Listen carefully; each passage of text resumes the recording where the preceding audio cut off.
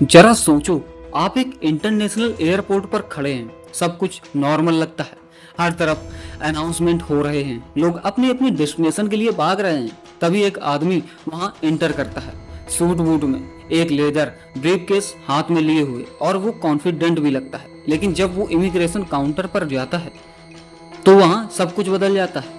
उसका पासपोर्ट देखते ही ऑफिसर्स की आंखें फटी की फटी रह जाती हैं। पासपोर्ट पर लिखा था टॉरेड, एक ऐसा देश जो दुनिया के किसी भी मैप पर नहीं है। लेकिन पासपोर्ट रियल है, high quality printing, stamps, barcode, सब कुछ परफेक्टली ओरिजिनल। उसका चेहरा सीरियस है और वो कहता है कि मैं यहाँ पहले भी आ चुका हूँ बिजनेस के सिलसिले में।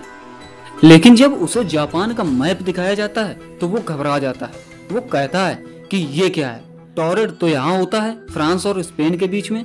और उसी वक्त एक और मिस्ट्री जन्म लेती है। दोस्तों, आज डार्क पिल्स पर हम उस केस को डिकोड करेंगे जिसे दुनिया द मैन फ्रॉम टॉरेड के नाम से जानती है। एक ऐसा केस जो साइंस, लॉजिक और रियलिटी को ओपन चैलेंज देता है। सो अगर आप चैनल पर नए हैं तो चैनल को सब्सक्राइब जरूर कर लें।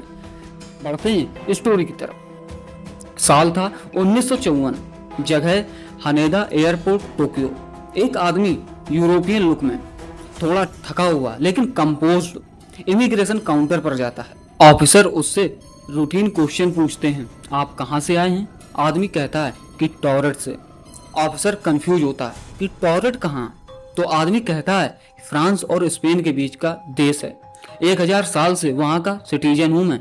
ऑफिसर उस समय गूगल नहीं कर सकते थे, लेकिन उनके पास वर्ल्ड एटलस था, तो उन्होंने देखा कि उसमें कोई भी ऐसा देश एग्जिस्ट ही नहीं करता। पासपोर्ट चेक किया जाता है तो वो रियल लगता है। वीजा स्टाम्प्स भी मल्टीपल कंट्रीज के हैं, फ्रांस, जापान और जर्मनी। आदमी कहता है कि वो पहले भी जापान आया है बिजनेस के लिए। उन्होंने उसे मैप दिखाया तो वो इरिटेट हो गया। वो कहता है कि आपका मैप गलत है, टॉरेड तो यहाँ होता है। आदमी फ्लुएंट फ्रेंच, जापानीज और एक अननोन लैंग्वेज बोलता है। डॉक्यूमेंट्स चेक किए जाते हैं, driving licence, company letters, cheque books, सब कुछ प्रोफेशनल और असली लगता है। कंपनी का नाम वैलिड है, लेकिन जब जापान और यूरोप की गवर्नमेंट बॉडीज से वेरीफाई किया जाता है तो इसका कहीं कोई रिकॉर्ड नहीं मिलता। आदमी क्लेम करता है कि मैं एक इंटरनेशनल बिजनेसमैन हूँ और मुझे आप लोग परेशान कर रहे हैं। उसके बैंक चेक्स भी उसी देश के हैं, टॉरेड नेशनल बैंक के लोगों के साथ, लेकिन ये बैंक एग्जिस्ट ही नहीं करता। उस आदमी को एक होटल में रखा जाता है जो 8 फ्लोर का होता है, हाई सिक्योरिटी के बीच में। 2 आर्म गार्ड्स उसके रूम के बाहर पोस्टेड होते हैं। रूम फुली लॉक्ड होता है, सिर्फ एक एंट्रेंस गेट के, और विंडो एयर टाइट और सील्ड होती है। अगले दिन सुबह 10 बजे रूम चेक होता है, रूम खाली था, आदमी गायब। उसका पासपोर्ट, ब्रीफ केस, डॉक्यूमेंट, सब कुछ उसके साथ ही चला गया।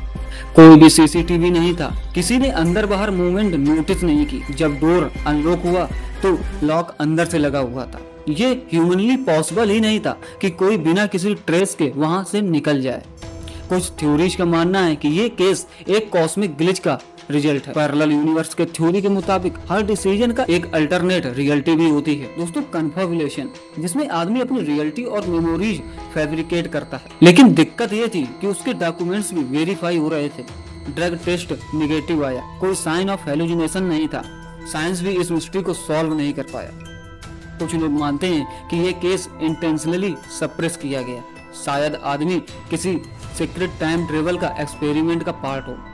जापान और यूएस इंटेलिजेंस एजेंसीज की क्लासिफाइड फाइल्स अब तक रिलीज नहीं हुई। कुछ एयरपोर्ट स्टाफ ने बाद में इंटरव्यू देने से मना भी कर दिया।